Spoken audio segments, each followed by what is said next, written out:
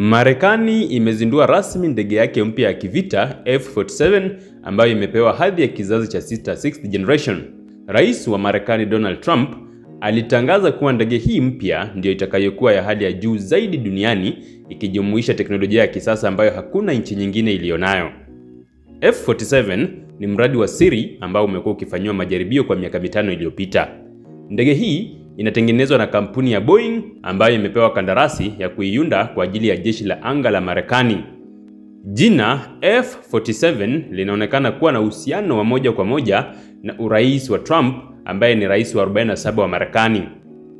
Katika tangazo lake la uzinduzi, Trump alisema kuwa nimeelekeza jeshi la anga la Marekani kuendelea na mradi wa ndege ya kivita ya kwanza ya kizazi cha 6 duniani. Hakuna kitu kingine kinachoweza kulinganishwa na ndege hii, alisema. F-47 imebuniwa kwa ajili ya kuleta mapinduzi katika uwanja wa kivita vya angani. Baadhi ya teknolojia za hali ya juu zinazojumuishwa ni stealth ya juu. Ndege hii imeundwa kwa teknolojia ya hali ya juu ya kuepuka kugunduliwa na rada, ikizidi uwezo wa F-35 ambayo kwa sasa inatumika. 2. Ujasusi wa bandia AI, artificial intelligence na udhibiti wa kujitegemea. Mfumo wa AI utasaidia ndege hii kufanya maamuzi kwa haraka bila utegemezi mkubwa wa rubani. 3. Mwendo wa juu bila afterburner. F-47 inaweza kufikia kiasi cha supersonic bila kuhitaji afterburner, jambo linaloipa uwezo wa kufanya operation kimya na kwa muda mrefu zaidi. 4. Silaha za kizazi kipya. Ndege hii inatarajiwa kuwa na uwezo wa kutumia makombora ya hypersonic na mifumo ya vita vya kielektroniki ya kisasa. 5. Kuunganishwa na drones. USAF inapanga kutumia F-47 pamoja na ndege zisizokuwa na rubani zinazoongozwa na AI ili kuongeza ufanisi wa mashambulizi ya angani. Boeing, moja ya kampuni kubwa za ulinzi nchini Marekani, imekuwa na mafanikio makubwa katika kutengeneza ndege za kivita, ikiwa ni pamoja na F-15EX, toleo jipya la F-15 lenye avionics zilizoimarishwa na uwezo wa kubebea silaha zaidi. FA-18 Super Hornet, ndege ya kivita inayotumiwa na jeshi la wanamaji la Marekani.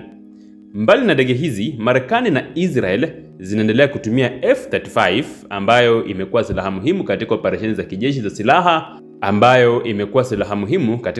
kijeshi za Israel dhidi ya maadui wake ikiwemo Hamas, Hezbollah, Iran na Wahuthi.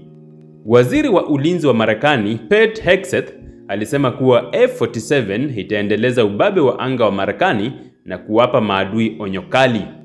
Alisisitiza kuwa mradi huu ni sehemu ya mpango wa Next Generation Air Dominance ambapo hapo awali ulikuwa unakabiliwa na uwezekano wa kufutwa. Steve Parker, mkurugenzi mtendaji wa Boeing katika sekta ya ulinzi, alisema kuwa kampuni hiyo imewekeza kwa kiwango kikubwa katika kuandaa ndege hii mpya na iko tayari kuikabidhi kwa jeshi la anga la Marekani. Jenerali David Alvin, mkuu wa majeshi ya anga ya Marekani, alieleza kuwa F-47 itaongeza utulivu wa kimataifa kwa kuimarisha uwezo wa kuzuia mashambulizi kabla hayajatokea. Alisema kuwa ndege hii mpya ni mfano halisi wa falsafa yao ya amani kupitia nguvu, peace through strength, katika siku zijazo. Uzinduzi wa F-47 unaashiria mwanzo mpya katika uwanja wa ndege za kivita, ukiipa Marekani faida kubwa ya teknolojia dhidi ya mataifa mengine yenye nguvu za kijeshi kama China na Urusi. Ndege hii itakuwa msingi wa operesheni za anga za Marekani katika miaka ijayo, huku ikichukua nafasi ya ndege za kizazi cha 5 kama F-22 na F-35. Kwa kuendelea kuwekeza katika teknolojia ya kivita, Marekani inajihakikishia ulinzi wa maslahi yake duniani na kuendelea kuwa taifa lenye nguvu kubwa zaidi kijeshi.